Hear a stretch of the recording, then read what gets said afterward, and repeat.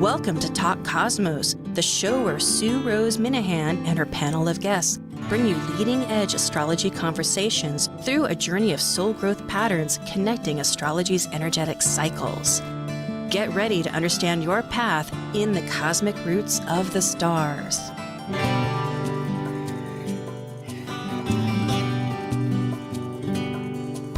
Hi, I'm Rose Minahan, and I'm the host and astrologer of Talk Cosmos, these weekly leading edge conversations, awakening your soul growth for awakening ourselves, right? And that's exactly the topic for today, which is the 5th of December, 2021. Venus, one of our most inner planets, close to the sun, on the other side of our orbit between us and the sun, is it always conjuncts in its orbit with the planets. And we're talking about Pluto. They're both in Capricorn at this time of the year. And the significance of this is of many dimensions. Venus and Pluto have their own ways of conversing with us. If one looks at how through different cycles, and it routinely has conjunct Venus and Capricorn since Pluto's been in Capricorn since 2008, starting in 2009 until next year, 2022, although it won't leave until the following couple of years. But during this time, it has progressively been connecting. And for what purpose? To try to get us to revise and transform our values, everything that Venus represents. And in Capricorn, which is this conversation that we're going to continue with. Meanwhile, Venus soon is going to go retrograde on the 19th, which means it's going to be reassessing a lot of it, of everything that it wants to share with us. And Venus isn't just like Mercury. It isn't our intellectual. It's more of how our desires and what really connects us to what we want to manifest. I won't go on because Planet Buzz is superb, and here we are ready for it. Focusing on planetary ecliptic orbital cycles and planetary pairs called synodic cycles connecting the planets at the same degree that begin our relationship, these are the members of Planet Buzz. I'm Rose Minahan, host of Talk Cosmos, an evolutionary astrologer and consultant, plus a certified color energy coach. I explore creative expression as an artist, a musician, and write abundantly, stories to poetry. I love investigating mythology's language, philosophizing eternity, and I'm a perpetual student of life, seeing oneness of body, spirit of people, animals, and nature. I'm Lesley Francis, author of the 2019 and 2020 Llewellyn Sun Sign books, a practicing professional astrologer intuitive, a lecturer, and host of my own podcast, Coloring Outside the Box. My lifelong search to understand what it is to be human led me to develop my own approach to astrology called purpose-centered astrology. I passionately seek to support people in their greatest act of creativity, living life, through consultations and webinars. Creator of Star Cards, I love talking and making people laugh. And I'm Dr. Laura Tadd. I have a PhD in human science and work as a spiritually oriented psychological astrologer with people around the world. I teach and lecture on astrology both in person and remotely. I have a blog. I have written for the Mountain Astrologer, Celestial Vibes, and Tarot.com. Additionally, I am the educational coordinator for Live Life Resources, an educational nonprofit specializing in resiliency training, education, and research. And as the ancient Hermetic code reveals, as below, so above. As above, so below. Yes, indeed. Our title today officially is Venus conjunct Pluto in Capricorn and the Plot Thickens.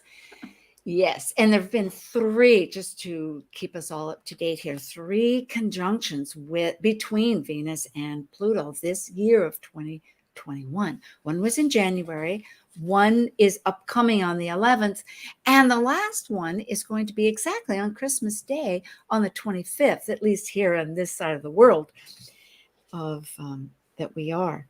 So these are avatars of change. Yes. And Lesley, you had, oh, okay. And I will say that on the 19th, when Venus goes retrograde, interestingly, I want to share, Venus spins backwards, as we know, which really, I think, tells a lot about what we don't know about Venus. We tend to think we know what is Venus really? She spins backwards. When she goes retrograde, does that mean she goes forward? I don't know. And also when she had her birth, she in mythology, she comes from Uranus, which is an outer planet, one of the old in mythology of the sky. And it was, so in other words, she doesn't have a real mother. And it was a victory, I would say a victory over Saturn's attempt to start time instead of, and Venus and its propagation. In other words, it was castrated, right? I don't know on the line, but people get so curious. They get upset about different words, but that's the fact. It stopped time. It started time, you might say, with Saturn. So in other words, it was a victory out of, you might say, injury. This has been coming in my mind about Venus lately, maybe because she rules Uranus and Taurus, and it's so instinctual. But regardless, it's instinctual. Yes, Venus is instinctual, I think. Well, my perception of that image has always been that Uranus's gift to mankind was unconditional love. Exactly. Thank you, Lesley. I love that. I agree. And it doesn't maybe make any logical sense, but well, it was in my mind the most pure. The idea is that, and I've thought about it in time, if Uranus and Gaia were propagating all kinds of things, it was like in before humanity may have come along, or the animals and all that, and it was just a preparation of Earth extending this climate that was ready. But eventually there was, in our lives, we do measure the time. The sun rises, the sun sets. But before people could observe it, or animals experience it, maybe it didn't matter so much. If it's just, even that's trees. That's interesting, because maybe it's also indicative of the fact that Venus can be a catalyst for change. Very much so. I think so, because if she's birthed from the genitals of her dad's genitals, essentially, if you want to take it that way. Well, there's a lot of interesting symbology in that particular image. Yeah, creation itself. And I know that again and again, when one reads about metaphysical, how to have what the law of attraction, it's however that's been diagnosed, it's how we feel. Venus in Taurus is all about feeling. And then Venus with Libra is all about what our relationships are. And it's not just people. It could be animals or minerals, stones. It could be source itself. Well, the interesting thing about that also is to think about how, if we're looking at the mythology, and Uranus and Gaia produced all these children, so then Uranus going into Taurus, it could be a period of great fertility. Wouldn't that be good? I know. There's always two sides of things. And I know that with evolutionary astrology, well, I get confused whether the Uranus, this change can be so sudden, right? That's the thing. It's so erratic. It's unpredictable with Uranus. And I don't know that it's, I agree it's unpredictable. I'm not so sure that it's erratic, because my sense is that Uranus will give you lots of little signals that something needs to change, and it only is experienced as erratic if you don't listen. Thank you. Maybe early enough. Yeah, I think an analogy I I often agree. give clients is sort of, a riptide is, right? And it's like, well, if you try to swim forward in a riptide, nope, you're not, that's not going to work. You swim sideways, like Uranus spins, and you get out of it. And then you Oh, I ride the love wave, that. right? Yeah. And so that's, the erraticness is that undertow of that Uranus energy. You know what's But when you work with it, then you catch the wave and you ride out of it. this reminds me, I love the reminder because Venus came here to shore on a shell. Well, we don't know exactly, some kind of shell. It wasn't necessarily an oyster shell, a clam shell when I go back further into the Babylonian type of mythologies I've read. But the point was Poseidon, Neptune, raised her. And so it was the waters. Yeah. And Poseidon is not known as Neptune is to be so kindly. It was raging like today. Here we have this storm up top of the mountain in Hawaii, and the shore is dashing against the beach, which is beautiful. I love it. Noisy and loud. And so the riptides, it's, we don't think of it as so emotional, but well, I'll shift gears here a little bit more because you two are to prompt things, I suppose. But on the 19th, Venus goes retrograde. And before this next between the two conjunctions. So on the 11th and the 25th with Pluto. And just before the solstice, when the sun is at its, in the northern hemisphere, the lowest and dim. Says we're also coming out of a period when Venus was out of bounds. Yes. And so that's the point is that on the 19th, both the moon and Mercury will be out of bounds.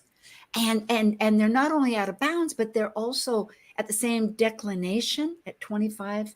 So in other words, even though they're trying to talk, they're doing a lot of negotiating, even though they're in totally different signs that we would say aren't. Maybe I should pull up is there a chart that I should pull up, or else what's your thoughts? Because maybe we should bring up the conjunction itself, or any ideas? Yeah, because she goes retrograde very close to Pluto, so it's not exact conjunction, but it's under a degree, I believe. So you to pull up when she goes retrograde, maybe? Well, let's see. What do I have here? Immediately speaking, I have December 25th. No, that's not. But if I want it just conjunction. Yeah, if I just want it retrograde. Well, that's fine. You've got that up. That's here. I can do that. Just the single chart. Yeah, I will do that right here. How's that? That's the 19th. Yay. Okay, goody. There we be. And for folks that are on the podcast, this happens to be Eastern time at 5:36 a.m. on the 19th of December. One of the things I found when I was doing a little research that was very curious, and I haven't unpacked entirely what it means. But so Venus, she goes retrograde every 18 months. It's not unusual for Venus to go retrograde. And she's been retrograde in Capricorn with some degree of regularity. But this retrograde is entirely in Capricorn. And I found that twice in over 200 years. Oh, when was the last or time? over 100. So the last one was recent. The last one was 2013. Oh, my goodness. And the time before that was 1802. I had to go all the way back to 1802 to get another Venus retrograde that the whole thing took place in Capricorn. Yeah, 1802 wasn't very long after the entire war in the United, was finished. Yeah. But it was some time afterwards. I could pull up that chart from 2018. I have it. 13? Yeah, I do. Do you want to do that? Here, we can do that. So right this second. She went retrograde at 20 degrees and got... Yeah, right. It was in December 21st is what I. Oh, ugh, I have November. Well, I don't know if that's going to work. That's interesting. Maybe I may have written it down.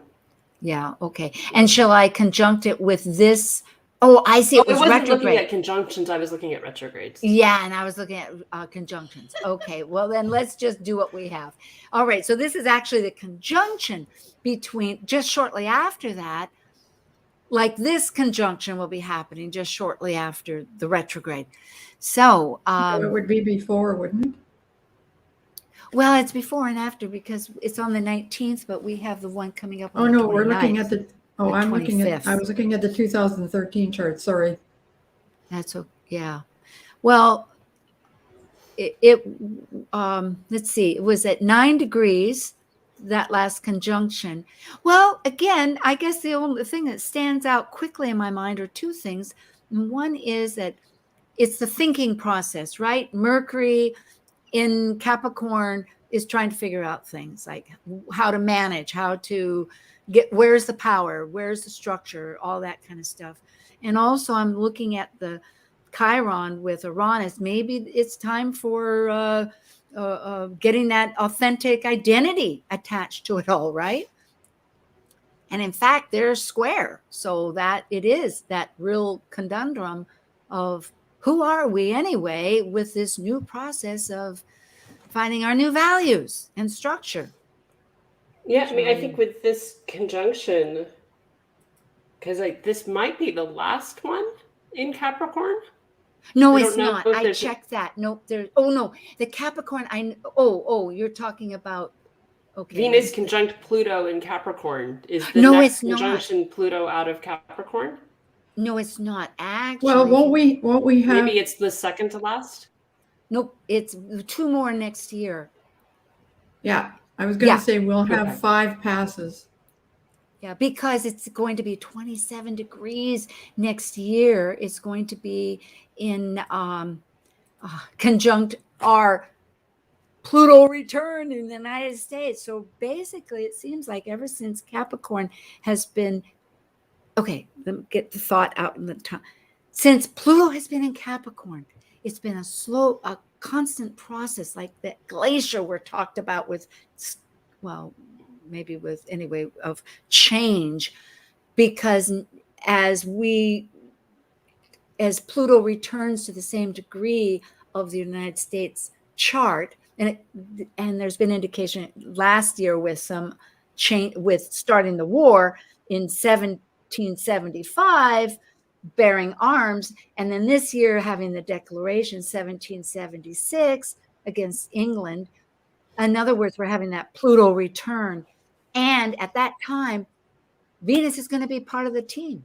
Venus is going to be 27 degrees also. So our values have got to change. Somehow our finances, our values, our relationships, what And makes Venus has a lot to do too, particularly in Capricorn around security. What do we need to feel secure? Right? In terms of resources, in terms of physical safety, even sometimes with that, like Venus, that containment that is Capricornian energy of feeling like that what do we love, what do we value, all of that energy. But there is the Pluto piece is, okay, well, what do we need to let go of? Right? What's no longer serving us? What are we holding on to simply because we're holding on to it as opposed to still valuing it? And you know what? Thinking of that and looking at March 3rd, if you see it on the screen here for 2022, it's also, there it is at 27 degrees, which is moments, but also all this Piscean energy of letting go. You know, it's going to be, it's in sextile 60, by sign anyway. And with the moon there, I mean, it's all conjunct by leaps and bounds between the moon and Neptune and Jupiter and the sun. So the whole identity and emotional and beliefs are going to be, let's not escape. If we do, find a song or some inspiration to express ourselves and work out this new vision of what you're saying of what is security, because Mars is going to be with, and that's another aspect. Mars is going to be conjunct Venus for 7 years. So there's all these, oh boy, energies that are. Mars is going to be conjunct Venus for 7 years. Well, its cycle is going to be. Thank you. They move at very different speeds. Okay. You're right. But the conjunction in thank you, Laura. Yeah, the conjunction in Capricorn, amazingly, it's for 7 years. I was amazed. And I think it's because Venus does have this, well, it has its own, anyway. Yeah. I haven't figured out exactly why all the different conjunctions, why, because the planets do constantly conjunct, but that conjunction as a seed energy lasts for a long period. And it seems to me there's going to be residue of this reforming our structures. Lesley, you're buzzing over there. Well, it seems to me that we discussed last year Venus conjunct Mars in Leo. So I'm a little, if we're talking about cycles, to be honest, synodic cycles often escape me. So I'm But wondering no, there's validity. I agree. And there is this. It's almost like primary and secondary emotion. I'm constantly getting this idea of either or that are actually inclusive, but how are they inclusive, right? Because that's the whole buzz of life these days, is that no, if we're not going to be separate, we're united. But how are we united? So I see it as there's just like, oh, okay, I'm trying to think of what's simple. There are the sorrows cycles of yeah, and there's many, it turns out, that are being in their 1,200 year cycle from the south to the North Pole, or the north to the South Pole. But what I'm thinking about the Venus star points, one is I was just pulling out my book with Ariel Gutman, that beautiful book, The Venus, here it is down below, Venus Star Rising. So there's in the star, the 5 points, there's the head and the 2 arms and the legs. And so there's a shifting. So each one has its place, but they, just like royalty, I suppose, they aren't always king or queen of the day. So we have the Venus star point of Leo at the head right now, but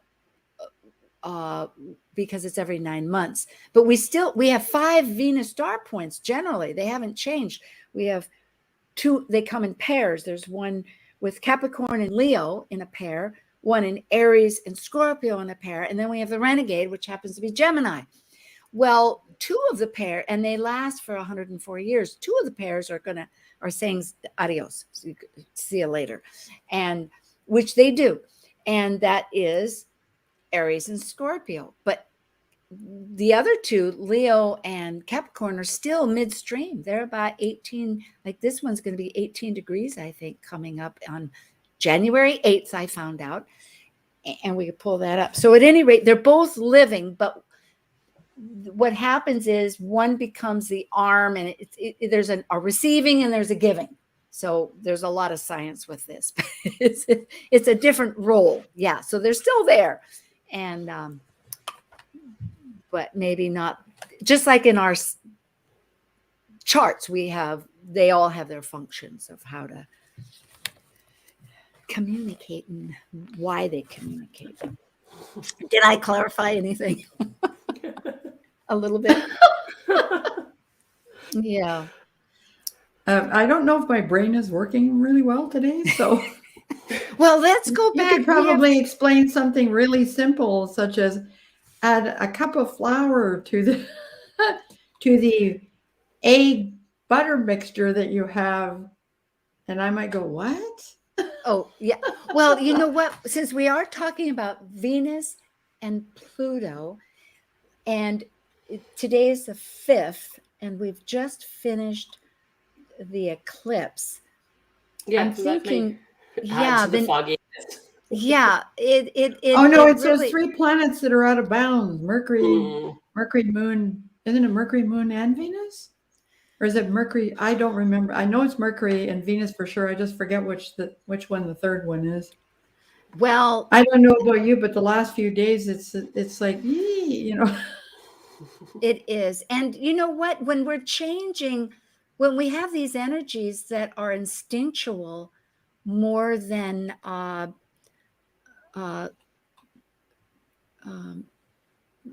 mean, how do we interpret things always? How do we communicate with Mercury? Because right now we could look at it like everything's being digested through those nodes.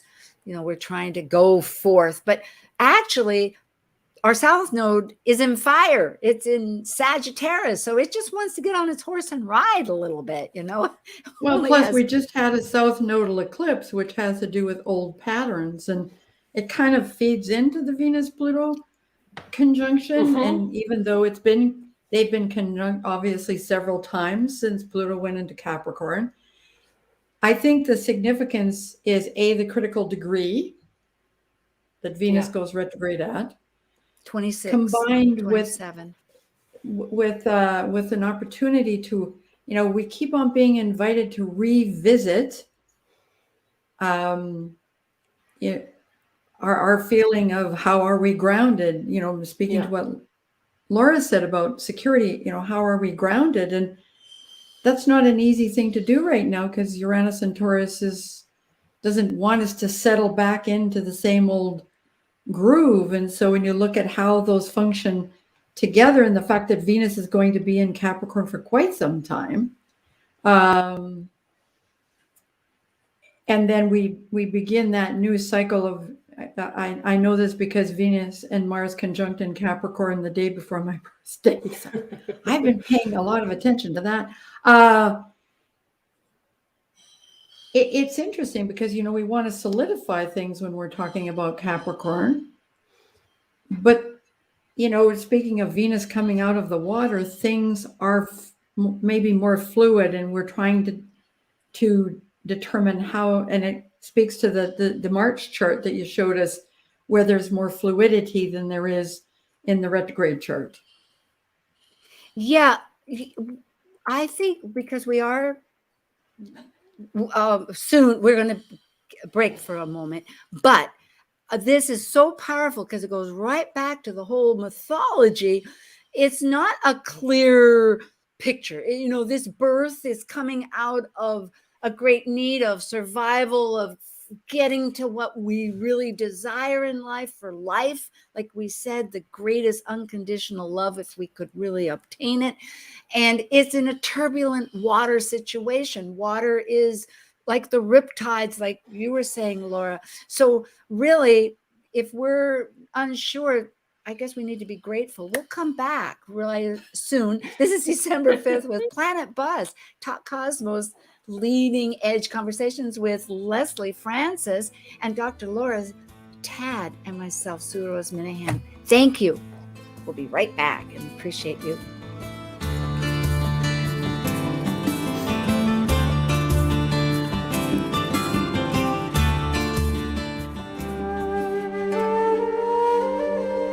While we take a break from this week's edition of Talk Cosmos, let's take a look at this cycle's archetype. We are currently in the Yang period of Sagittarius, ruled by the largest of all planets, Jupiter, the Roman god, or Zeus by the ancient Greeks.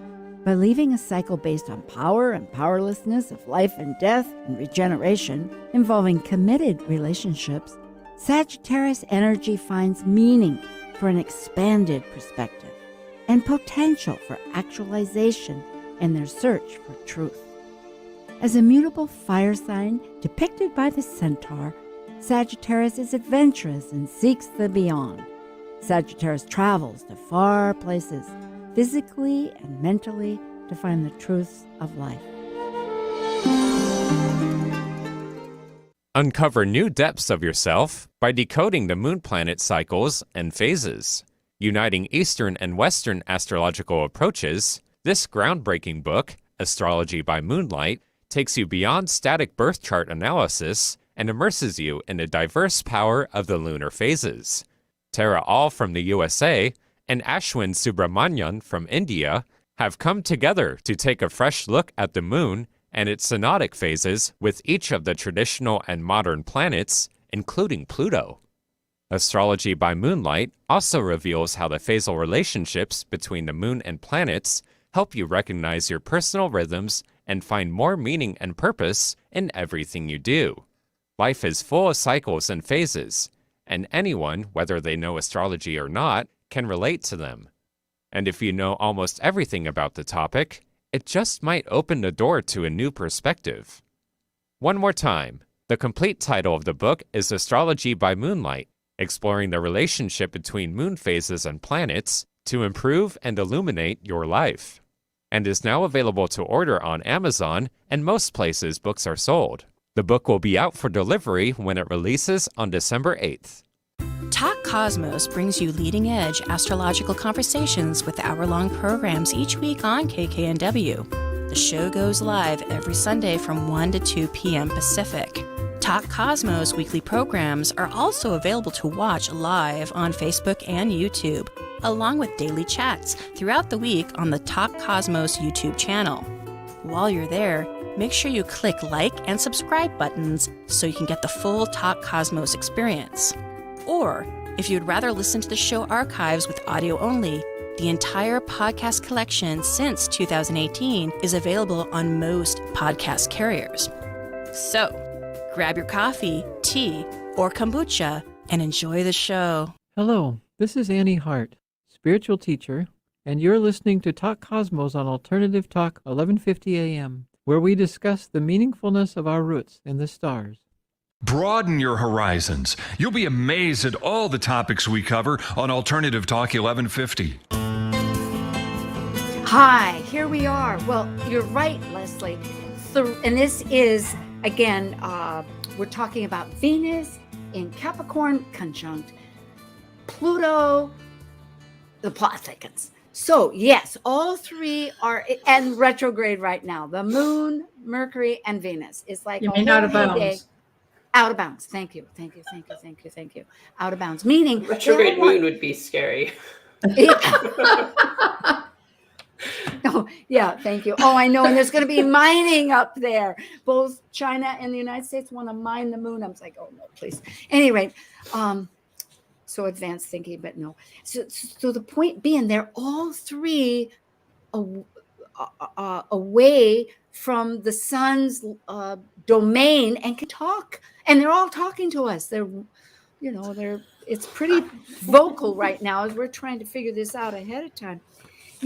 And I also wanted to make a quote that I was reading from the book just to tie up, because we were looking at Venus star point, which is ahead of time, right? It's January 8th and all that. But like you had said, Lesley, we know that Venus in Capricorn is going to last until March because it is going to go retrograde. So that rather than just a quick visit and tour, it's going to be extensive. There's a lot to be shared as we're rebuilding our security, right? And so what she said as a quote, this was from Harriet Beecher Stowe, who had Capricorn morning star: "Never give up, for that is just a place and time that the tide will turn."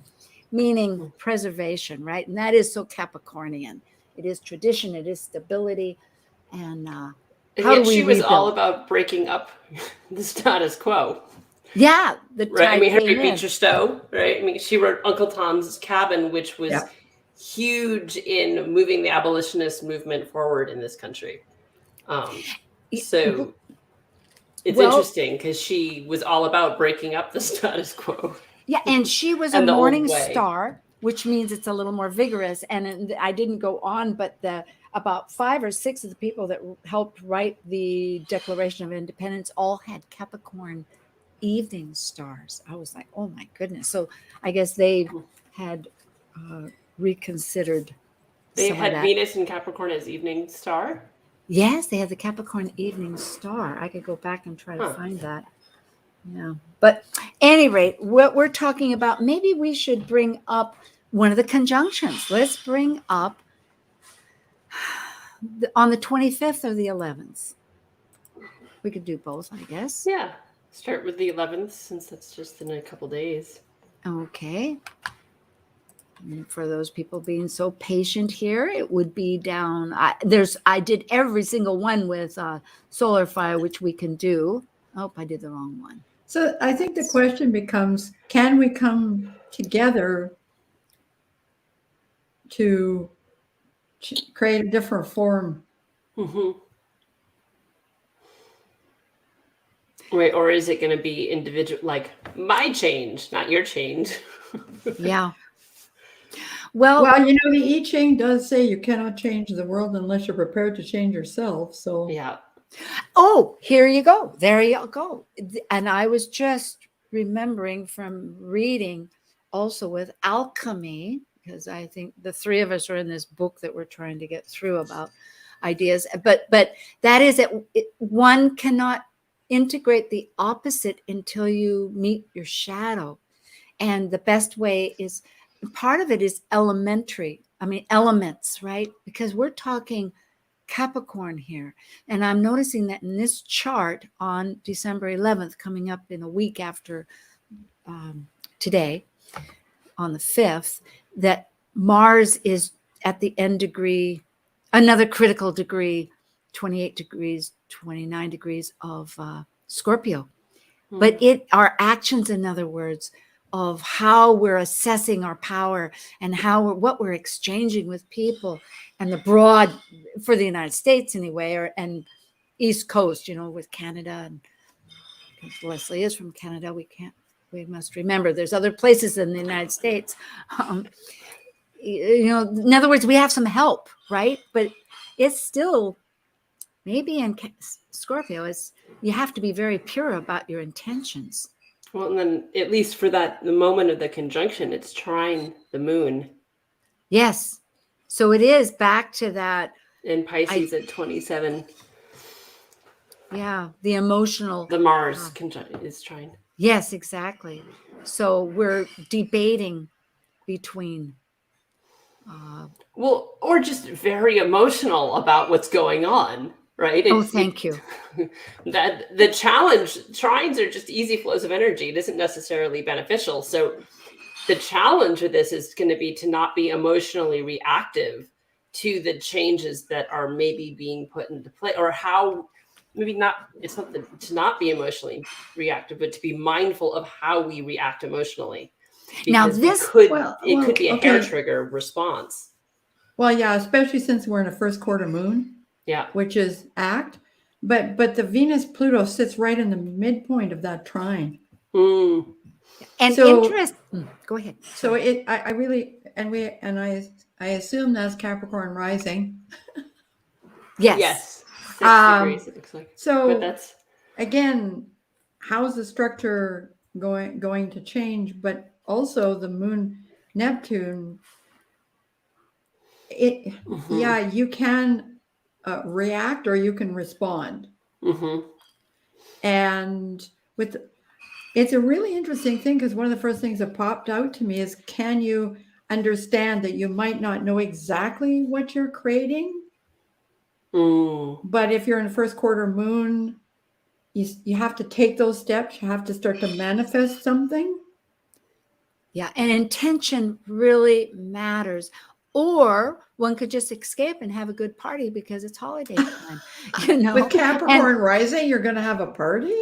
Well, that's true. Maybe, yeah. And it's a good point. And this is for the nation as a whole, but it's not retrograde yet. Let's go to the next one. Well, you've got San Francisco as the location for that Cap rising. I do. Oh my goodness. You're right about that. I forgot. I had not changed that. So, okay. So maybe we won't look at the rising so much. We'll just look at here it's retrograde, or I could change it too. I mean, I think it's okay. Because it's good to keep it more about the energies and not about the location, because that can we're the areas. All right, none of us have that as the rising. It's not where any of us live. And you know what? Isn't this fascinating? Because we're asking, how are we going to How are we going to rebuild? Well, here we are already on a very simple illustration, already coming to terms with, okay, we won't look at the particulars. We'll just look at the broad energies of it.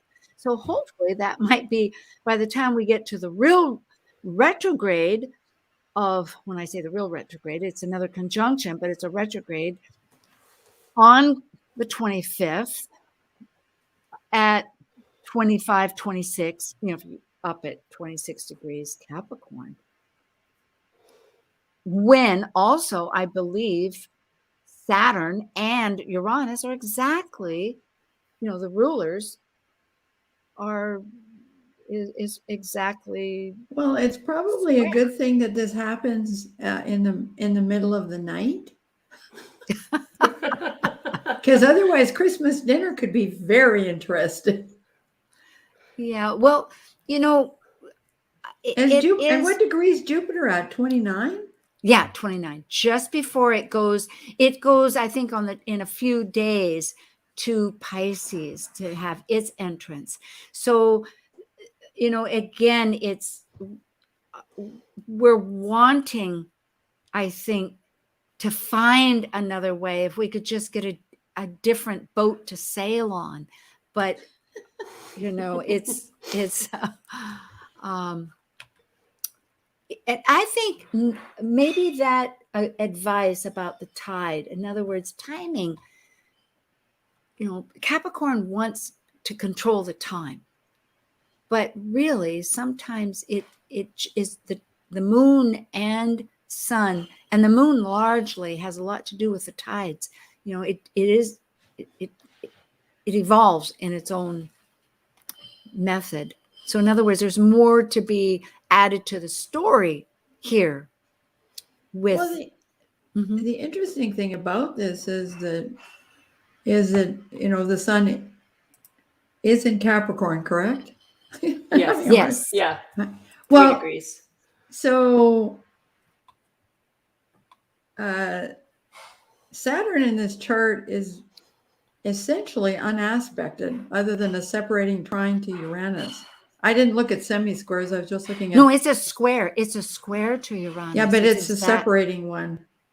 Well, yeah, 4 minutes. I mean, it's 8 minutes, but it's pretty close. And Uranus, you think it? Yeah. I mean, they're both 11. The only reason I say that, and even if we consider the square to Uranus, it does not bode well for maintaining structures as they are. No.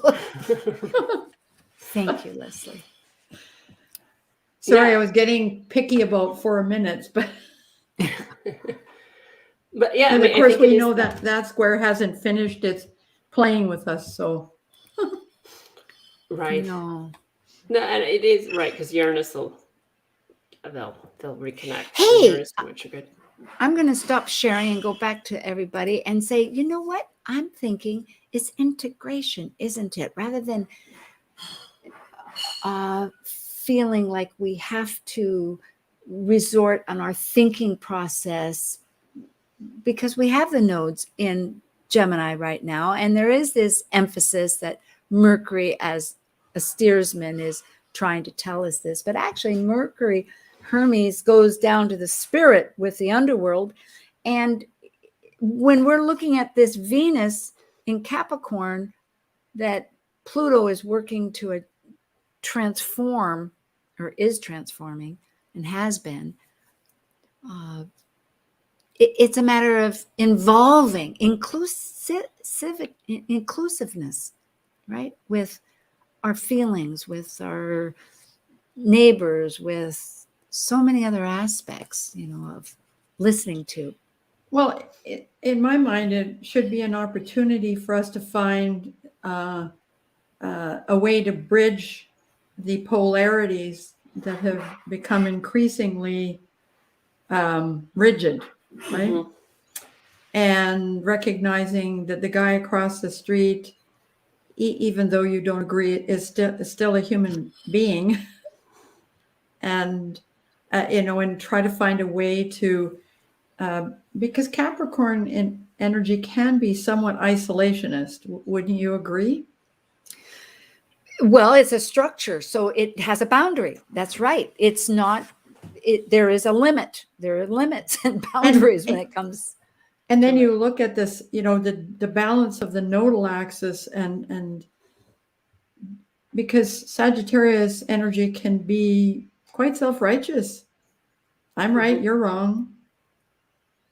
Yes. And so and with the Gemini North Node, it's been an opportunity. We're supposed to be listening, not just talking.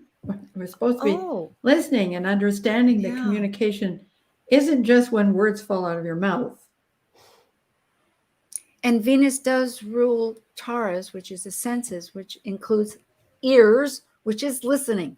Well, That's and very Venus is true. about connecting with others and finding a way to consensus if it's possible, or at least being open to others.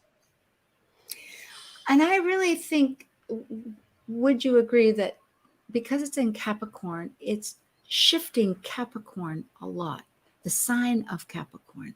I think going ahead, Capricorn, all signs on a general consensus begin to get certain identities, and they don't encompass the full spectrum of the dynamics.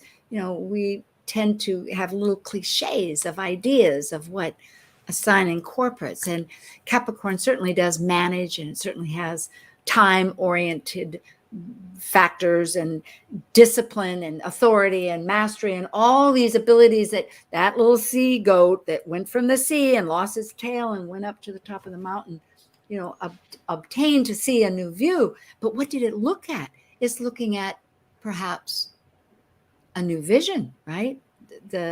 And what made it, which is its intention, which is its alignment with spirit and all of that, perhaps will begin to incorporate a wider identity with what it takes to have mastery.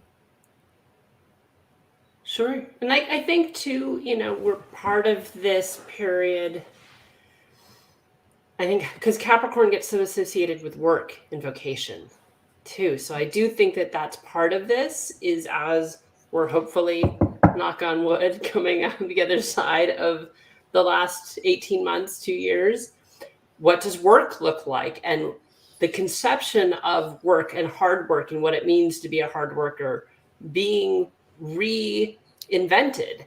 And Venus, that conjunction with Venus being part of okay, well, you can value work, but maybe it's not a 40-hour work week or a 60-hour work week doesn't mean you value your work more than somebody that works 20 hours a week. And that being where there's this opportunity right now to reinvent, right? The transformation being okay, it transforms, well, then it has to be rebirthed. It's not just the death of something has to be birthed, which is the polarity of the Cancer, right? So that's part of this energy too, that we're finding ourselves in at the end of this calendar year. And I also think it's connected to purpose, because, Venus is what you value. And so, what purpose do the structures in your life serve? Are you hanging on to them because they're familiar? Or are you recognizing the interchange that's taken place? And how many, you've heard people, and I can't come up with any examples right now, but increasingly you hear people talking about how they see their lives differently than they did 18 months, almost 2 years ago. It really does return to this idea of who are we listening to? And Capricorn is conditioning. And so, so much of our values, of who we are identified with, relate to society or to what we've been taught, and so this becoming, so if our intentions is what drives our direction of, not in an action way, but just as manifesting what we attract and what we intend, then it's who are we, like you're saying, getting back into the interior of our own nature, our own self. We do beat to our own drum, and it's a matter of stepping out. It's maybe the time at home has made it so that we can hear ourselves more. It's interesting polarity with Cancer, with the moon, thinking as we speak, we have this moon out of bounds and Venus out of bounds and Mercury out of bounds, all three going, yeah. I think we're getting the picture. Well, interestingly enough, we think about it, well, from a modern astrology point of view, you do have a Mars-Pluto mutual reception because Mars is exalted in Capricorn. So, and I know that not everybody works with those particular rulerships or mutual receptions, but I do think that there is a drive there. Whenever Mars is in Scorpio, anyways, there's an intensity of oh, for heaven's sakes, like it just went away. An intensity of drive, an intensity to commit yourself wholeheartedly. Passion. Mars in Scorpio only has 2 speeds, 0 and 180. So you factor that in, and this is why this chart is important. It's not. I mean, this retrograde and the conjunction are important. It is the interrelationship with the rest of the chart and how it amplifies that Venus-Pluto conjunction. Oh, that means more inclusivity. Yes, Laura, you were. No, yeah. Okay. Well, it is just a fascinating full circle cycle, because trying to get out of logic sometimes it's just get off the diving board and dive in, right? Yeah. And what you're talking about is really the passion, and yeah, it's risky. Sometimes we fail, but yeah, then we have experience, and there are cycles. Tides go in, tides go out, and it has to do about a new legacy of operation, and it means new tools, new inner systems of hearing ourselves. And a lot of it has to do with, I think, those mysterious signs that really have a connection. And you know what? Like, I don't know if you guys can hear it, but I happen to live next to the recycling place, and they're like working at it industriously. And as you said earlier, like, you just have to get along with your neighbor that maybe, you don't agree with. But there's so many ways. Like here, I'm going like, I would love to leave this spot, go there and close the door that I thought I'd let the air in. Can you hear that bang, bang, bang constantly? Yeah. So we're recycling. It's not as irritating to us as it might be to you, though. Oh, thank you. And so there we go. Identify with what percolates. It's like, well, that's recycling now. Isn't that like Scorpio? Actions in Scorpio going, okay, it's a little of this, little of that. Just put up with it. It's like fermenting, right? Fungus in the works. Not sure. I don't know either, but bacteria, right? If we're going to go pandemic and we're going to go changes, fungus. If you've seen Netflix, it's supposed to be. Hey, don't give the virus any ideas, okay? Yes. Well, a bit of and Capricorn too, right? Transforming structure. That's recycling, ultimately. Yeah, new reinventing, rebirthing of the existing structure. It'd be interesting to see how much more recycling we do now as opposed to before Pluto went into Capricorn. To track all of that. Oh my gosh, you just spurred a thought. Earth Day started 50 years ago, because I did a talk early on, I think this year, and I was doing like a solar arc, which is an astrological progression. And so of that, there was some major changes of 30 years. It takes 30 years to go into a new sign. And it appears that it's coinciding with the need that it's going to be more on a Cancerian, let's get involved because we care about it.